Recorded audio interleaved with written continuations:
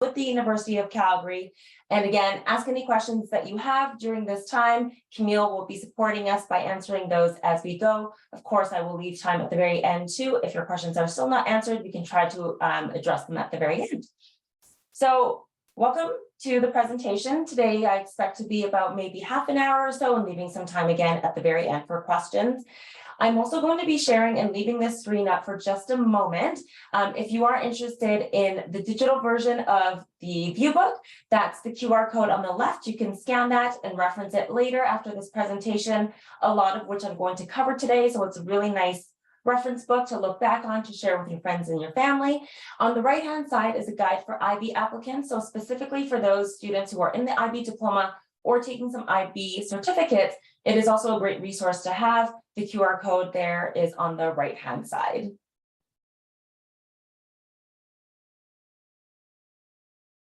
And I will be sharing this screen at the very end again in case you missed it. But of course, we can support you by sending you documents. If you connect with us, we can email that to you as well. Okay, so we're going to dive right in. I'm going to start with a little bit of information about Alberta in case you're not from here, you're not currently living here, or you've never been here before. So for those who aren't familiar, Canada actually has 10 provinces and 3 territories. Alberta is located on the western side of Canada. For those of you who may be more familiar perhaps with Vancouver, that's the city in British Columbia. That's to the west of us. And then to the east of us, one province over, is Saskatchewan. So some unique highlights with Alberta, we have 5 national parks. You may have heard of Banff, Jasper, just to name a few, but this is all located within the province of Alberta. On the right-hand side here, you will see a little graphic. So the yellow part there is actually the outline of our province. So you'll notice that Calgary is in the southern part of our province. So Jasper, that's about maybe 4 or 5 hour drive from Calgary, and Banff is really, really close. It's about an hour and a half away. So those are 2 of the more notable national parks, but again, we have 5 of them. So we also are home to 6 major ski resorts. That's something I really, really enjoy, and I love being able to go to some of these ski resorts all in one day, go to the mountain ski and come back, again, all in one day. So it's very close, very accessible for those who live in the city of Calgary. We're also proud to be host to 5 UNESCO World Heritage Sites in our province. And for those of you who aren't familiar, despite what some of you may have heard, yes, Canada generally can be a bit colder, but in the province of Alberta, we actually have 4 distinct seasons. So we have a very defined spring, summer, fall, and winter. Currently, we are pretty much in the winter time, but we expect that to wrap up maybe in the next month or so. Now, my personal favorite about Alberta is the fact that we have no provincial sales tax. So we are the only province without the sales tax. Now, personally, I was born and raised in Vancouver, British Columbia, and I can tell you, because I'm a shopper, I have saved a lot of money simply moving and living in this province. So to give you an idea, for example, if you were to buy, the exact same sweater that I'm wearing right now in British Columbia, you'd be looking at paying 7% more. If you were, say, in Ontario, where the city of Toronto is, you'd be looking at perhaps 8% or more in addition to what you would normally pay in Alberta. So I'm saving a big difference here. Another major one would be, say, the province of Quebec, where the city of Montreal is. You'd be paying 10% more on the exact same item. And again, it's just such a bonus for those of us who live in Alberta to not have to pay the sales tax. Now you can see here, same on the right-hand side, that graphic there, you'll notice that Calgary is quite centrally located in that we are so close to, Banff National Park. We've got our Dinosaur Provincial Park. We'll talk a little bit more about that later, why the dinosaur is so significant for us. And of course, Drumheller to the south of us. To put it into perspective, our closest state in the United States is Montana. And that's about maybe a 4 or 5 hour drive from the city of Calgary. Okay, so a little bit more about the city of Calgary, again, for those of you who are joining us who've never been here before and would like to know a little bit more about this great city. We are one of the largest metropolitan cities in Canada. Typically, we're around the 4th largest, behind Vancouver, Toronto, and Montreal. However, when it comes to being most livable, we are the third most livable in the entire world. And to me, that's kind of no surprise, simply because we have such a stable economy, the environment that we live in, the safety, the security, all of those things certainly play into us getting ranked third most livable city in the world. When it comes to cost of living, we're quite affordable too. You can see here, we're number 2 when it comes to lowest cost of living and number 9 in all of North America. So it's quite affordable. And despite, our size, we're home to about 1.3, 1.4 million people. So we have all the amenities of a large city, a large metropolitan city. The picture that you see here, the main one in the background, that's our downtown. We have our own international airport. So again, large city, but in some ways you get that small city feel if it intimidates you to a certain extent, being in one of the larger cities in Canada. Another key thing, again, I do shop a lot. I like to consider myself as a foodie too.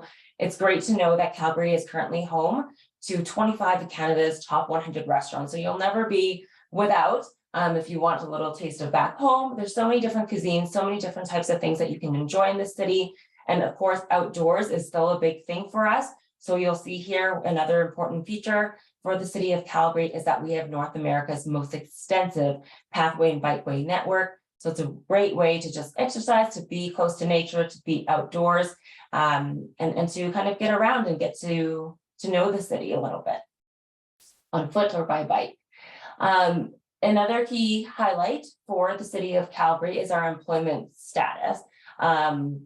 Or statistics, sorry. We have the highest concentration of high-tech workers in Canada. So it is very attractive. We are looking for more talent to this city all the time. And so I think it really positions us as a university to be situated in a city who is looking for so much talent.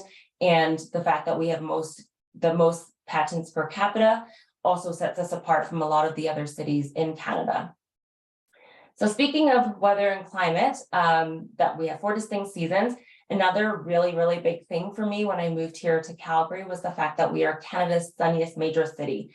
To give you an idea, we have over 300 days of sunshine in the year, and that's just something I really, really enjoy. It could be snowing or covered in snow, and it's still nice, bright and sunny outside.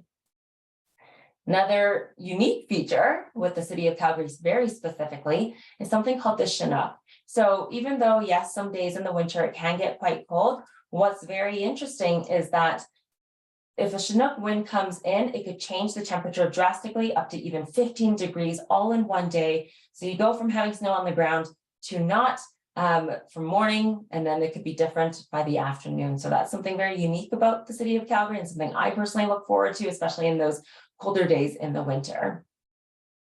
So let's dive a little bit more specifically into the University of Calgary. You may have already heard this, but we're actually quite the young university. We were founded in 1966, but despite our youth, we already have over 28,000 undergraduate students. Now, to give you an idea of what that means for our international student population, we have about 12% being represented by international students from all over the world. Over 140 different countries from all over the world do come and study, live, play, and work in the city, and also attend the University of Calgary. We do have 5 campuses, but more specifically today, what I'll be sharing is our main campus. So that's right kind of in the heart of the city. We're located on the northwest quadrant of the city and very close to downtown, which again, I'll be sharing with you in our following slide. Another key highlight I'd like to point out here is that 94% of our graduates do find employment, and our retention rate, so students who continue and go through and graduate, is 95%, something we're really proud of. So this is a quick graphic of the University of Calgary. As I mentioned, we're in the northwest quadrant of the city. Now on the right-hand side, top right-hand side, you'll see a little symbol that says LRT station. So that is our transit system. It's our metro, if you want to call it that way. It takes you all around the city. And to give you some context, it's about 5 stops from downtown. So that would be about a 10 to 15-minute ride. So we're very, very close to downtown, very centrally located. We've got that station called the University Station, right on campus, so it's very easily accessible. And of course, a lot of buses do also have access or come right into the university campus grounds. So if you're always looking to explore, if you even want to consider living off campus, it's very, very easy to access our school. The other thing that you might want to keep in mind is that as part of your tuition, full-time students do get access to a U-Pass, that stands for Universal Pass, means you have unlimited rides with that, the train, as well as our bus system. So we'll start on maybe the far left where you'll see Olympic Oval. So first of all, that's not a name by random. In 1988, the Olympics was actually held in the city of Calgary. And right here on campus, we have the Olympic Oval, which is a large skating rink. We've got Olympic-sized pools. So a lot of these amenities are available for students to use.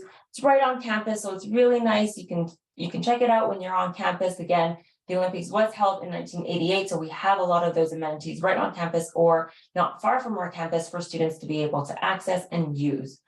So from the LRT station, walking to the Olympic Oval, I would say that's about a 10 to 15 minute walk. What's really, really great is that for the majority of buildings on campus, they are actually connected with either above ground walkways or underground tunnels, which is really nice, especially in the winter when it is a little bit colder. You can pretty much avoid walking outside, trudging through the snow completely, and they are heated, so it's nice to get from building to building without ever having to step outside. Likewise, in the summer, when it can get a little bit hotter, you can always avoid the heat and walk inside as well. Another building I really like to point out myself is on the top left, where you see Schulich Complex. That's where the majority of our engineering classes, or that's our engineering buildings. So fun fact about that, previously it was made up of 5 or 6 different buildings. They've since been all connected. So you can actually see here from this graphic the unique look of each one, but now they're all put into one giant complex. So very unique. The other one that I like to point out is on the far right-hand side. You'll see Scurfield Hall and Matheson Hall. Those belong to the Haskayne School of Business. But again, don't be too concerned that just because you're in one particular program, that doesn't necessarily mean that you're restricted to a certain building. Of course, you're moving around all the time, and you may have classes in different buildings despite your specific program. Now, just going back to Matheson Hall, that is our newest building on campus. It just opened for students who started our winter semester. A lot of new buildings, a lot of space for students to study, hang out, and meet with each other. And they're just really, really nice buildings to be in. We have a lot of eco buildings as well. Now, finally, the one thing I do want to point out here as well is when you see all the green trees, that's not there to just necessarily make it look pretty. It is really what our campus is like. In fact, we consider ourselves to be a park-like campus. Again, a lot of outdoor space for students to enjoy and meet with their friends and study and hang out outside as well. So a lot of greenery. It's really nice, especially if you want to be close to nature. You're not just surrounded by a lot of buildings. So kind of here's some information on living on campus. So if you are interested in living in residence, I think this is a great slide to keep in mind. Also, this information again is in our view book, which I will share at the very end again for the digital version. You can always reach out to us. We can send that to you as well. But just so everybody is aware, residence is not mandatory. It is completely optional. But should you choose to live on campus, there's of course so many perks, so many benefits to doing so. For one, it is right on campus. So in some ways, there is no excuse to be late to your classes because everything is going to be within walking distance for you. But if you are interested, please do keep May 1st in mind. I believe last year was one of the first times that our first year residences were at 100% capacity. So what that means is it's very popular for students to be living on campus. And in order to secure yourself a seat, you want to make sure that you do apply before May 1st in order to secure a seat for yourself, secure a room for yourself for this fall 2023. Now, first year residences do not really have access to a kitchen, which is why we ask students to purchase a meal plan. We do have essentially 2 different types of meal plans for students who live on campus. It's either the 5-day meal plan or the 7-day meal plan. It is an all-you-care-to-eat meal plan. Fun fact there, we looked at students, how many times they access the dining center, because it is unlimited times that you get to go to this dining center. Anytime really from breakfast all the way to midnight snack, the average was 7 times a day. So feel free to beat that average. Of course, you know, that's dependent on you and your schedule, but there are so many different options when it comes to what's available as meals, whether it's halal, vegetarian, or gluten-free. We even have dietitians on site who can kind of guide you through the different meals that suit your lifestyle the best. Now, because you are right on campus, I think it is a nice opportunity for those of you who may be, again, away from home for the very first time, or just simply away from your family or your country, your home country. It's a really nice place to get to know other students. There is certainly a community right there in residence where you can meet your friends, your roommates, your neighbors. So it's a really good starting point, but again, it is not mandatory. And some students who do choose to live there in their first year, they can always decide to move out by the second and find housing off campus. And because we are so centrally located, it's not typically a problem, especially if you are choosing to live near a train station or you've got a bus stop right near your off-campus residence. So here's just a little snapshot of the different types of experiences that you can have right here on campus. Of course, at the end of the day, we are a university, so academics are important, but we are very mindful that we want students to have a well-rounded experience. So whether it's participating in networking events, volunteer opportunities, student clubs, student union events, there's so many things that happen on campus for you to meet other students, to engage with other students, to expand your horizons, try out some new hobbies. In the top right-hand corner, you'll see Makerspace. These are kind of labs that students have complete free access to, whether you're looking to try out 3D printing, anything of that sort, you can probably find right here on campus. But the idea here is to engage and be involved. Even something like Pro Child Classic in the middle bottom picture there, that's just another way for students to connect and to be part of the University of Calgary experience. That's a picture of the university participating, or our Dinos team participating in ice hockey. So if you've never watched that before, it's always really great. You get to meet other like-minded students, dress up and cheer on the Dinos, which is our athletics team, which I will be talking about right now. So we are home of the dinos. I did promise we were going to talk a little bit more about dinosaurs. So here we are. And I guess the reason we chose the dinos as the dinosaur, T-Rex in particular, as our mascot is because of our proximity to Drumheller, to Dinosaur Provincial Park. Alberta is situated in a very unique spot, which gives us very unique geography. So there are fossils in the province of Alberta. And again, if you're looking to go check that out, there is a dinosaur museum about an hour and a half away, but this is why we have Rex. So Rex is his name, like T-Rex. He shows up to all the games. He's our mascot. You'll see him on student sweaters as we walk around campus. But so just going back to Home of the Dinos, we have different sports depending on the level of sports that you're looking to participate in. The varsity level, you can see the list there, and at the club level, there's a list there. If you are truly interested in becoming a student athlete, please do scan that QR code or go to godinos.com to get connected with a coach perhaps, or just to find out more how you can participate or be involved in any one of these sports. So as I mentioned earlier too, the city of Calgary is a relatively active city. And so that's no exception right here at the University of Calgary. You can even see Rex there working out at the gym. We have all of these amenities on campus. So I pointed out the Olympic Oval where there's that skating rink.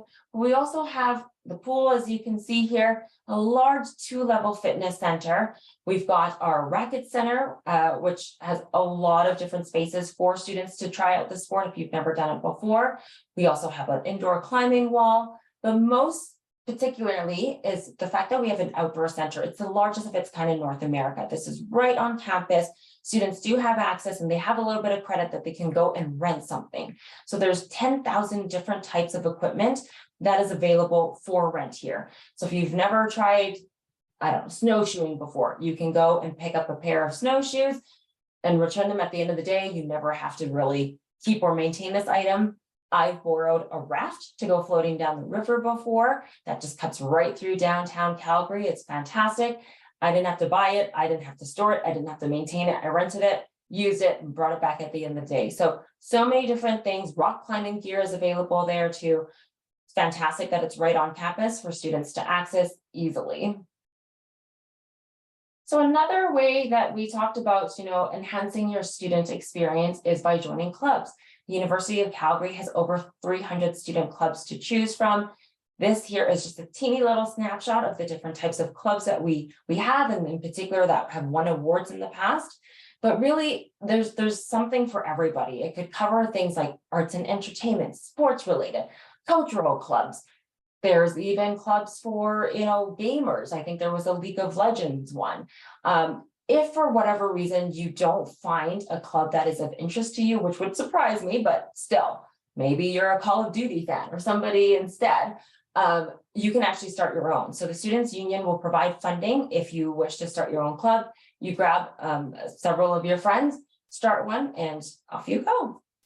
But to give you an idea, I used to be part of the ski and snowboard club. It was fantastic because I got discounts when I went skiing. So there's many different ways for you to participate, to engage. For me, I just wanted the discount so that I can go for cheaper skiing and discounts off the lift tickets. So finding your club, usually the first week of camp or first week of university, sometime in September. There's clubs week, so you can go and check out all the different booths. You can see what's available and sign up and participate. So this slide here talks about all the different student supports that we offer. It really covers your entire university life, more or less. You'll notice here that we really have every aspect of your student journey covered. So we have things like the Student Success Center that will help you if you require support, for academic advising, for tutoring support if you need that, for writing support, all the way up until whether you're looking to get a co-op placement or post-graduation, you're looking for work. There's a Career Services Center. They help with things like mock interviews, resume writing support, one-on-one career advising. Everything that you can think of during your academic studies, there is a support or service able to walk you through that. In particular, again, for those of you who are joining us internationally today, we have our International Student Services Center. They're a wonderful group to get connected with. I highly encourage you speak with them, but they will likely be sending you some information on webinars that are available too. But they provide immigration advising, whether you need help with your study or work permit or visas. They provide those services because your journey as an international student is that unique.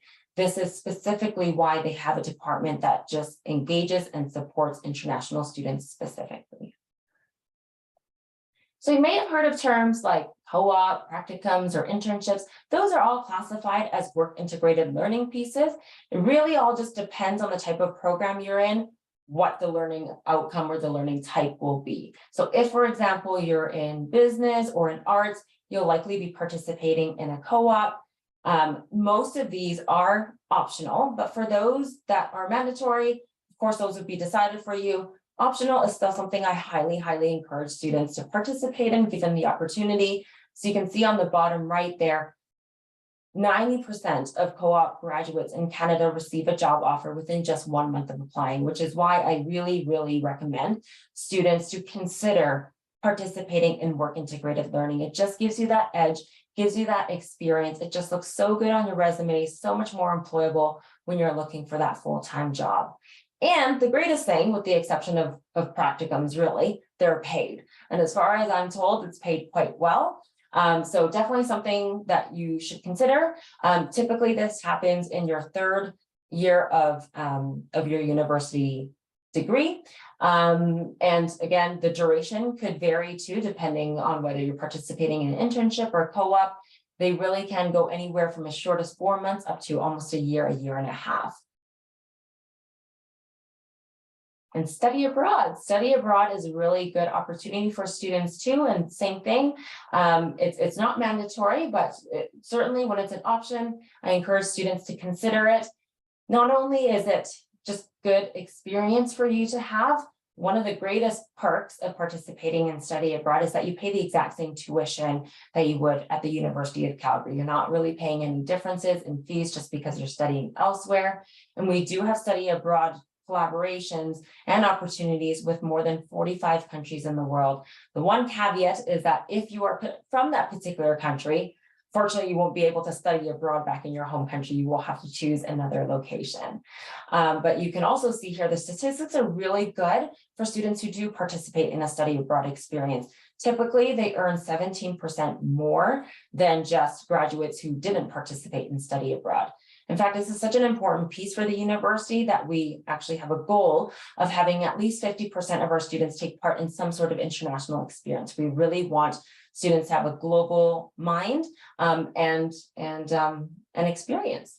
So if you'd like more information, there's also a QR code there, or you can send us a message. We can send you the link directly should you be interested in the study abroad opportunities. So I'm assuming the majority of our attendees today have maybe received an offer from the University of Calgary. I'm just going to quickly go over what your next steps are, and also congratulations. So first step, please, if you haven't already, make sure you accept your offer letter. This is such a missed point that I feel like students are so happy after they receive their offer letter, they forget kind of what's next. You do have to accept that offer letter. And then in order to secure your spot and confirm that, you do have to pay a $500 non-refundable tuition deposit before May 1st. The exception is for those students who may be receiving offers later. So after May 1st, typically you'll be expected to pay that tuition deposit within 1 month of you receiving that offer. Again, if it's after May 1st. But if you've already received it, please make sure that you submit that $500 Canadian tuition deposit to lock in your seat, so we know you're good to go, and we expect to see you in September. Now, prior to September, we also have some events that are specific for new and incoming students. As an example, there's a U at UCalgary thing that happens in April. Of course, we'll give you more information as we get closer to that date, but it's also important to know that you can actually begin registering for your classes as early as May. And we'll talk about that in the next few slides here. But that's also really important because, especially for some of our popular classes, they can fill up. We don't want you to lose out on that opportunity and not get what you're really hoping to take, especially for your options. So keep that marked in your calendar that May is going to be the time when you're going to be wanting to register for your classes and enroll. So the majority of you would have received a conditional offer. So there are a couple things we need to keep in mind. Just because you got a conditional offer, there are certain conditions that you must meet. One of which is to maintain your average, especially if you're like a high school student. So what you submitted as your interim grades, ideally you maintain that similar average to make sure that it's continued throughout the year and into your finals, and that your final transcripts will be very reflective of what kind of happened in the interim when you received either your predicted grades or your midterm grades. And of course, the expectation is that you complete all of these and graduate from high school. Now, on occasion, there may be several different items that show up in your student center that you'll have to do as well. So make sure that you regularly log in. You can see the link there. It's my.ucalgary.ca. You just need your student ID, your UC ID number to upload any documents or any outstanding items on your to-do list. For our international students, do know that your conditional offer of admission is sufficient for you to apply for your study permit. So the moment you get your conditional offer, I would encourage you to reach out to either our international student services, or if you've got an immigration consultant, to work through that process, because you don't want to delay. It can take some time for applications for your study permit to be processed, to be approved, etc. So start that process as soon as you get your conditional offer. One final note here is that your official documents must come directly from your school or the governing board. So if you're in a certain curriculum, let's say GCE, for example, we need that information to come straight from Cambridge or Pearson. But that just applies to your final transcripts. Those have to be official. So course registration, this is really key. So again, mark this in your calendar. In March or April, you can already begin to shop for your classes and look to see what's available. Think about the options and electives that you may have. And what's really nice is you can preload these into your shopping carts. You can't really check out yet, but you can load them all there so that when May comes around and it's open for you to register, you can just go purchase, purchase, purchase, or add. Whereas if you had an empty shopping cart and you're looking to that in May when enrollment begins, you might be a little bit behind some students who are already preloaded, and you may not get to be able to register in the classes that you really want, which is also why it's really important to sometimes have a backup plan in your mind of what courses you would like should you not be able to get into the very first option that you were hoping for. So yes, so May, we don't know the exact date yet, but that will of course come up in your student center and notify you when your enrollment time slot actually opens. Finally, here for March and April, what to look out for: course registration for admitted high school students. This is available to you once you've accepted your offer of admission and paid your deposit. So again, really important that you do that before May 1st. Otherwise, you won't be able to go through this process of course registration when it opens. For the spring and summer, for those of you who may not so for those of you who are Canadian citizens or permanent residents, you may want to consider exploring any government student loan opportunities around this time. If you have an RESP that you're looking to withdraw from, you may want to start on completing the paperwork for that too. So a lot of things do kind of happen in the spring and summer, so keep an eye out for those dates and deadlines and make sure that you're on top of those. In August, that the task there would be to have a better understanding of your tuition and general fees and how you would plan to pay for your tuition. Typically by the end of February, your offer letter will already include your guaranteed rate, so you can plan ahead and know what that's going to look like. And of course, health and dental, that's included in your tuition. If you have coverage elsewhere, that would also be the time for you to opt out of paying for the health and dental fees because you have coverage outside of the University of Calgary. So a lot of information here, but we have a lot of different teams who can support you through that process. Nothing really to memorize here, but just know that there are 3 different, departments that can help you through different parts of that enrollment process. But even things like registration troubleshooting, for example, there's 2 teams here. You'll see it falling under the new student registration assistance. So that's firstreg@ucalgary.ca. But you can also get support and help through the enrollment services.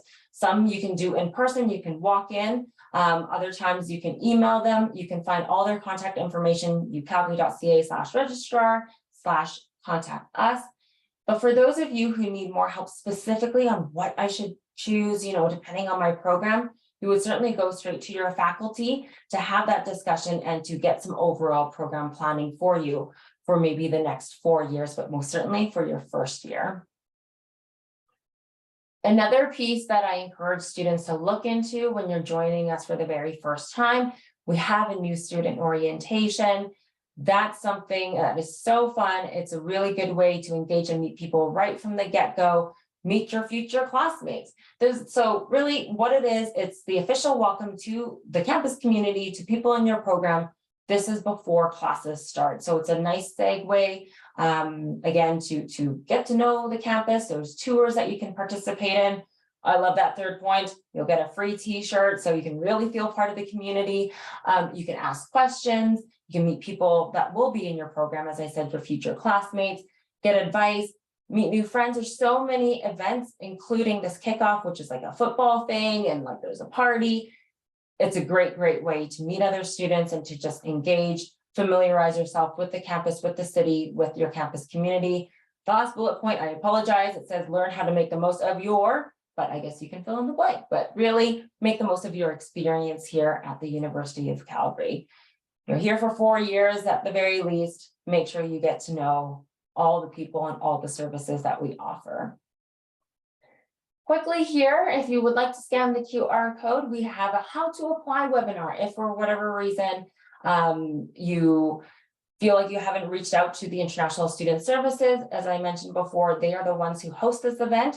It is a webinar specifically for international students who need some help in applying for their study permit if they're currently located outside of Canada. So again, this is a study permit, how to apply webinar coming up on Tuesday, February 7th, local time here in Calgary from 7 to 8:30 a.m.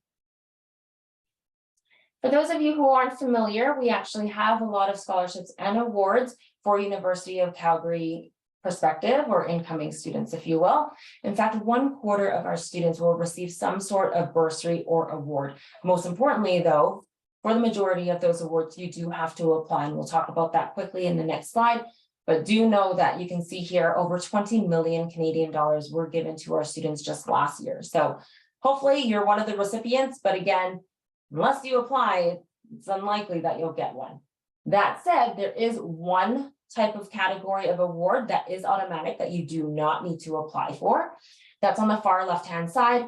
The value can range anywhere from $2,000 to $5,000. To give you an idea, at the higher end, the $5,000, those are automatically given to our students who enter the university with a 95% average or higher.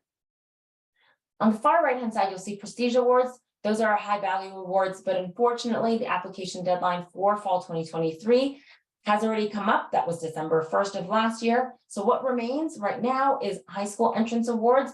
They do range in value anywhere from $500 to $10,000. The application deadline has not passed, but it is coming up. So keep that in mind. You can apply for awards before you get an offer. So if you have not yet received an offer, you can already go ahead and apply for these awards. So that's that little bubble on the right-hand side. To do so, all of these are done through your student center. So please do, especially the high school entrance awards. It takes all of 15 to 20 minutes to complete. It's just simple yes or no questions. We will find the awards that you are applicable for, and we'll award them to your student portal. That goes towards your tuition if you are eligible. And finally, the money slide. So tuition and fees, if you're a domestic student, those are your rates. All of these are in Canadian dollars. International, that's the range that you'd likely be able to see. But again, later in February, you'd be likely receiving a letter via email to indicate the guaranteed tuition rate, so that you have a more defined idea of what your 4-year journey is going to cost. But do keep in mind that I talked about before, there are additional fees in addition to tuition, some of which include the UPass, access to our facilities like the gym, the pool, the skating rink, health and dental, which again, you can opt out of, and of course your books and supplies. And then finally, if you are looking to live on campus, there's the ranges there for 1 year. Living off campus could vary slightly, but that's why there's that large range there. I'll leave this up for the last few moments of the presentation, but essentially we're going to focus on the right-hand side because Happy New Year, everybody. We are already in 2023. So residence applications are already open. As a reminder, the guaranteed will be up until May 1st. After that, you may be put on the wait list if we're already all full. March 1st, so that's also coming up quick. If you haven't already applied, make sure you do so before that deadline, and your unofficial transcript should be uploaded to your student center by March 15th. As soon as early May comes around, you'd be able to start beginning to register for your first year courses. And then same thing as before, your conditional offer is based on your completion of your courses and graduation. That's expected to be before June 30th. And then all your final transcripts should be with us at the University of Calgary, the official ones, before August 1st. And then depending on your curriculum, sometimes August 30th. Thank you so much for joining me this morning. I hope Camille has been typing away, answering all your questions. If you do have any more at this time, please don't hesitate to let us know. Very happy to have done this presentation, but even more excited to see everybody here on campus this fall. Thank you again. I will leave this up here in case you'd like to scan the QR codes and get the digital versions of these. And take it away, ask them questions. I think I see some here.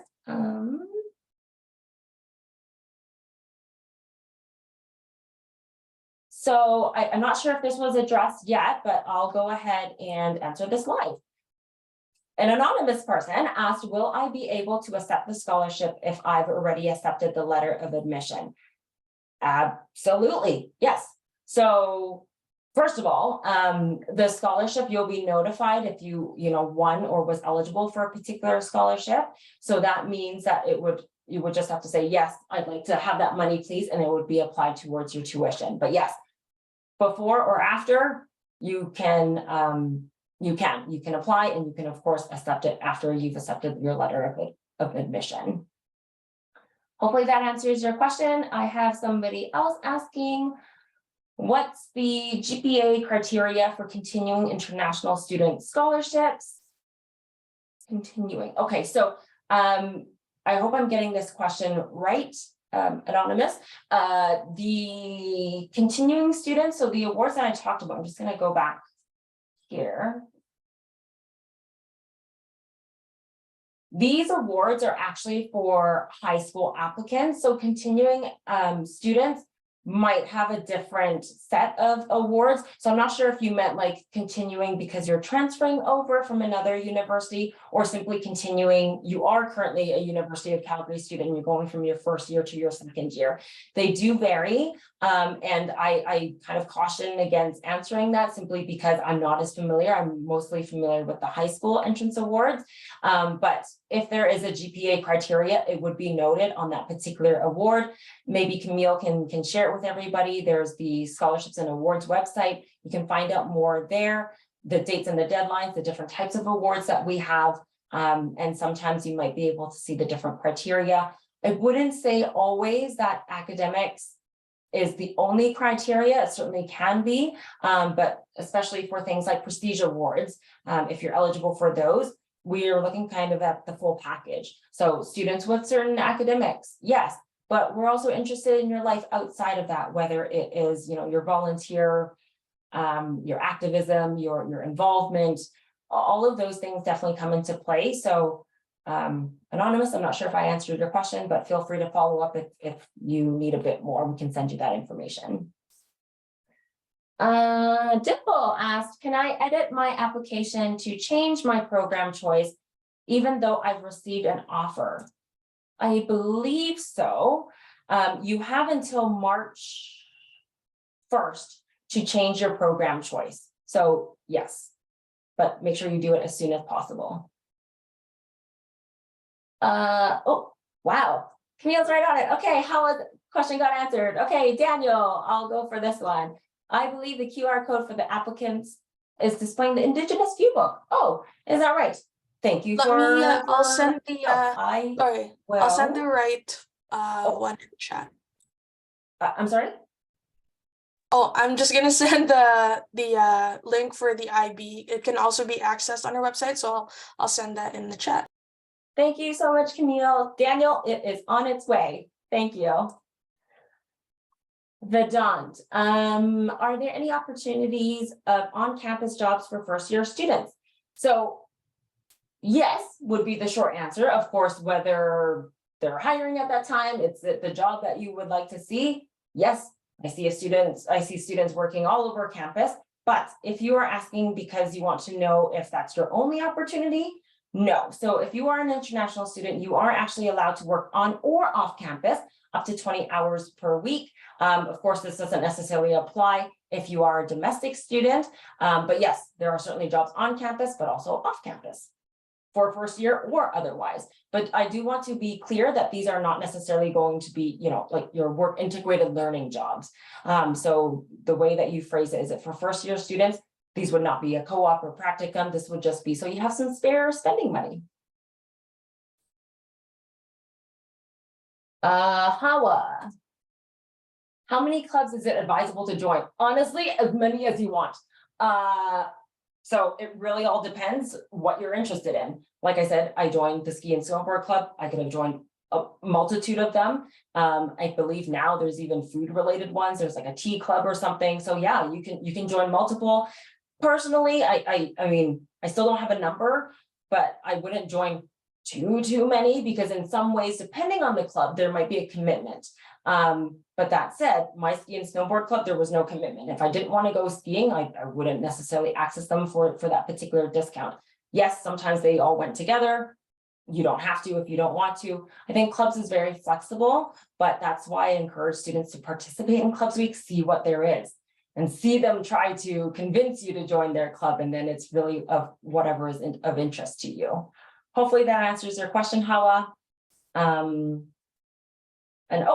I can see Camille answering another. Wow, she's so fast. Okay. Dimple asked, okay, what type of on-campus jobs are available? Honestly, whatever you can think of is on campus. And because we are a small city, really, right here on campus, we've got a medical center, a dental center, all of those things. You could potentially get jobs in any of those. You can work for the bookstore. There's a lot of food outlets right on campus. You're not limited to those types of jobs, but really, if there is a posting, somewhere for some job on campus, whether it's in food services or it's in housing. I know there were a lot of my colleagues, or sorry, not my colleagues, my students at the, no, let me rephrase that. My classmates at the time worked in residence. So that's maybe another opportunity for you to consider. So anything that you can really think of, as long as they're hiring, students are eligible.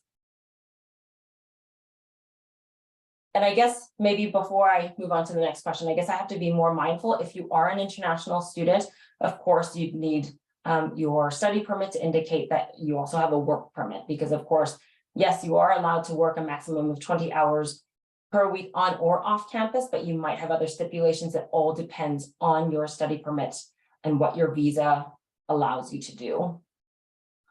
Next, okay, I'll skip that one about tuition fees and installments. Rodrigo, how can we apply to a job inside the university for our first year? Like you would apply for jobs anywhere else.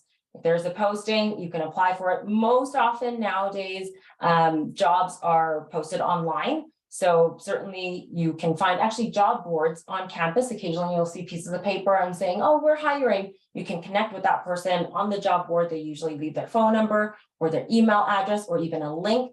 You would probably apply online would be my first guess. But there's not one collective way to apply for all jobs on campus. You just kind of have to keep an eye open. Sometimes you'll walk past a store on campus and I'll say, we're hiring, we're looking for part-time students. Some of them you can just drop in and talk to the manager who's right there and say, your sign says you're hiring. Like, can I do an interview, or here's my resume.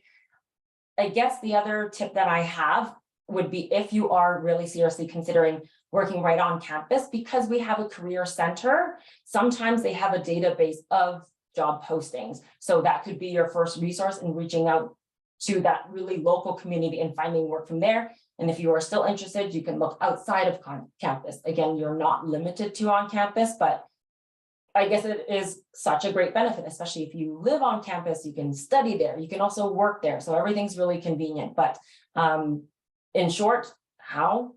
Probably online. The next one here is from Anonymous. For international students, are we allowed to work in Canada after graduation? What is the process, if any? I love that you're thinking ahead. I did kind of blow past that today, but yes, in short, international students are eligible for a post-grad work permit. You may have heard of that, shortened to be called PGWP. If you did complete a 4-year undergraduate degree with the University of Calgary, you are eligible to work up to 3 years following graduation. To be honest, the process I'm not as familiar with, but this is where I would direct students to connect with the International Student Services, because they can walk you through that process. I did mention before, in fact, I'll just go back to that slide. Oh, here we go. They help with things like study permits and work permits and visas. So absolutely connect with them. But like I said, they'll be having their webinar coming up. I believe it was February 7th. Where was that here? It's a little bit different because this is for your study permit, but for sure, if you join this, you can probably ask that question during the session as well, or you can get their contact information so that you can reach out to them to ask about this process. Really, truly, you can, it's definitely early, which is great that you're asking now, but the process I don't believe will actually begin until at least after your first year. But yes, there will be a process, but students are eligible up to 3 years following graduation to remain in Canada. The other thing that I am able to say, and that I do know, is that this is an open post-grad work permit. Open permit means that you can work anywhere in Canada for those 3 years. It does not necessarily have to be, right on campus or right in the city of Calgary or even in our province. If you can find work anywhere outside, that is available to you as well. Okay, I can see Camille answering the next one, so I'll skip that one. Somebody also asked, will it be possible to cover all the fees for first-year students by only part-time jobs? That's kind of a tricky question. Fees do differ, not just whether you're an international student or domestic student, but it is also something that could vary depending on your program. So that's hard to say. And the other thing that is also hard to say is what type of job. Different jobs will obviously have different pay, The one thing I can say with certainty is if you are being paid less than 15 Canadian dollars per hour, that should be your first red flag. It is illegal in Canada. We do have what we call a minimum wage in the province of Alberta. Again, that is 15 Canadian dollars per hour. So regardless of what type of job you're doing, you will at least be getting $15 per hour. So I guess you can potentially use that information to kind of do some math and figure out whether it is going to cover your particular fees, and how many hours you're going to be working. And also, do keep in mind, if you're doing that type of calculation, it's off of $15 per hour, which is the minimum, but hey, there's no maximum. So potentially you could be earning a lot more. Sorry, I wasn't able to fully answer that because there's so many variables. However, with that information, hopefully you can kind of work backwards to figure out if that will be sufficient for you. Hawa asked, what does being waitlisted mean exactly on an offer of admission? So it means that the program is currently full. Unfortunately, we never really, like me and the student, has no indication really where you are on that wait list. So it's hard to say, but it means that you don't actually have an offer at this current time. It means that it all depends on how many students maybe change their mind, maybe choose another program, even choose another school. As that wait list kind of empties up, you would potentially be the next one to be considered. I see Camille wants to answer this question. Oh, no, that was me. Sorry, I think I answered the question. Hopefully that helped, Hawa. Vedant asked, do we apply for particular scholarships through the Student Center, or is it the official website of the university? Through the Student Center. So this is accessible through my.ucalgary.ca. It will kind of take you to another portal. The high school entrance awards will be just a series of yes or no questions. And then based on your answers to those questions, the university will find any eligible and applicable awards for you on your behalf, because we have probably thousands with, I said, that value of over $20 million in total that we've given out to students last year. So the question is, it's done through the Student Center, but the Student Center is an official website of the university. So I guess it's kind of both, but can you show the slide with the conditional letter slide again? Yeah, absolutely. Thank you. I don't have it memorized either. So maybe you have a question after looking at this. Hopefully this is the one that you were looking for. Key thing here is to maintain your average and of course, finish and graduate. Okay, I see Camille answering the next one, so I'll go straight to Dimple's one. What is the job placement scenario after bachelor's? Not too sure what you mean by scenario, but again, if you're just looking for assistance, whether it's a mock interview, like you want to practice with somebody because you've never really done one before, or you've never even really written a CV or what we call a resume, you can go access the Career Center and they will walk you through those different steps. Like I said, they might have job postings there too, so they can guide you through that process as well. If you're asking scenario as in, hireability, our graduation employment rate is 94%. So that looks pretty good, but it could vary a little bit depending on what you've done in university, right? Like we talked about studying abroad, that typically enhances your employability and your salary. Likewise, for if you've participated in a co-op internship or practicum, that can change the outcome of your hireability or your job placement scenario as you've asked. Somebody asked, if I obtained the President's Admission Scholarships, could I still qualify or apply for high school awards and get more scholarships? If I do so, are they accumulable? Sorry, I struggled with that last word. Accumulable. I got it. Yes, the answer is yes. A lot of these awards are stackable and can be stackable. If you're eligible for multiple awards, yes, you would be eligible for multiple awards, which is really great.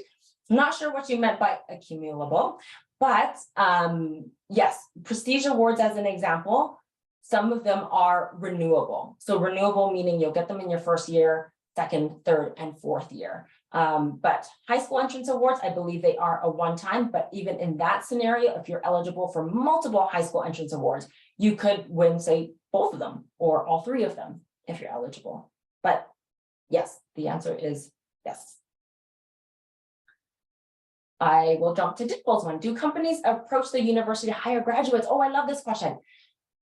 I think COVID's changed things a little bit, but when I was in school, yes, we actually had job fairs come to the university. And so, yeah, different companies will set up booths and students just kind of walk by in their own time or over lunch or between classes and breaks and go visit all these different companies. That is probably the most face-to-face way.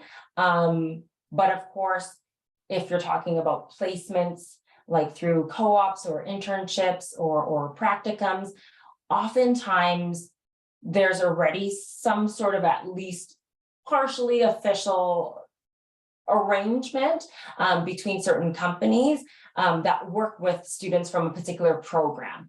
Again, it's not a guaranteed placement, but I think it's a way that companies kind of approach, maybe not approach, but they work with the university to employ them for that particular work integrated learning component. And most certainly, we have seen a lot of students go on after their co-op to work in that same company. So in that case, yeah, do companies approach the university to hire graduates? Absolutely. We have very qualified and quality graduates that companies do recognize. In fact, I hope it's okay that I'm going to switch out from this slide, even though somebody asked for it. Maybe they took a picture. Great.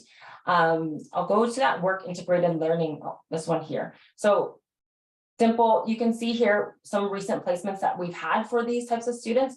Those are companies that have more or less reached out, that we work with, that recognize our students, that have encouraged our students to participate in a work integrated learning component. So I know your question was just a yes or no, but yes. Vedant, does the university offer either an accelerated program or a 4+1 bachelor's and then the master's, and what criteria is to be met to qualify? Oh, I think you stumped me here, Vedant. I do not know. I'm not familiar with this at all. Anything that's clearly the plus piece, whether it's master's or PhD, I am unfortunately unfamiliar with. If it's graduate studies that you're looking to inquire about, oh, I can see Camille. I'm not sure if that's what she's typing, but you might want to reach out to future.grad@ucalgary.ca to get a little bit more information about what it looks like following your graduation. But in terms of your request, your first question, accelerated program, again, maybe Camille can correct me here. I'm not sure if it's I can jump in a little bit. Yeah, so we don't really have any specific programs right now that are designed as a 4+1. You would have to apply to a graduate program and complete the graduate program or graduate admission requirement process. So as Karen mentioned, we do have a separate graduate recruitment team that supports prospective graduate applicants. So right now we don't have any established program that, will direct you right from your bachelor's degree into a master's, for example. However, I'm sure our graduate team, if you have any questions, because we do have graduate programs, master's and PhD level programs, if you have specific questions about those programs, future.grad@ucalgary.ca would be your best first stop. But as far as I know, we don't have any specific programs. In terms of accelerating, it really depends on how many classes you complete and whether you're doing spring or summer. It is possible to complete your program in less than 4 years, although I would say most students to complete it in around 4 years, but no, we don't have any formal programs right now. Thank you, Vedant. I hope that answers your question. The next one here, are there also awards for transferees? Maybe I could also get Camille to send the scholarship and awards link. Yes, but it would look a little bit different than what I shared today, because these are mostly for our high school first year applicants. Bruno, is there any step-by-step guide on how to apply for official transcripts from the UK exam board?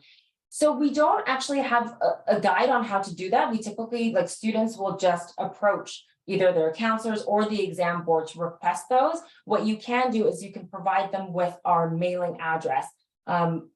Camille, hopefully it's okay with you as well if you want to throw the admissions address. I think it's the Hunter, yeah, I don't have it off the top of my head, but we can Yeah, send I'll that add to it you. on. Yeah. Okay, thank you. We can send that to you, Bruno, and you can always pass that on to, like I said, your counselor or the exam board and provide them with the address so that they can mail us the official transcripts, or they can also send an email to transcripts at ucalgary.ca. Most importantly, I would say, is for that exam board to include your student ID number, if that's possible. Student ID number, sorry, with the University of Calgary, so your UCID. So it's just a little bit quicker for the admissions department to know exactly, oh, this is Bruno's information, and attach it accordingly to your profile. Oh, this is a good question. I just got a great. Thanks for clarifying the query. You're very welcome. Is there nothing else? I'll give it just another minute, but we are officially wrapping up our session today. So following today, if you do have any questions, I will jump to this very last page for everybody, so you know who and how to get connected with us. So I myself am actually the individual on the bottom left. I'm Karen, and I oversee Southeast Asia and Asia. Camille, who's joining us and helping me so much today, she's bottom right. She primarily oversees Middle East, Bangladesh, Pakistan, and European regions. And those are our contact information. But for international students, we've got like a huge team here who also can support you depending on where you are. Domestic students, we've got a different contact for them, but feel free to let us know in any of these channels. We can always redirect you and guide you accordingly. Thank you so much again for joining us. I don't see any other questions. I will leave it at that. And I look forward to seeing you all here in person in September. Thank you very much and have a great day.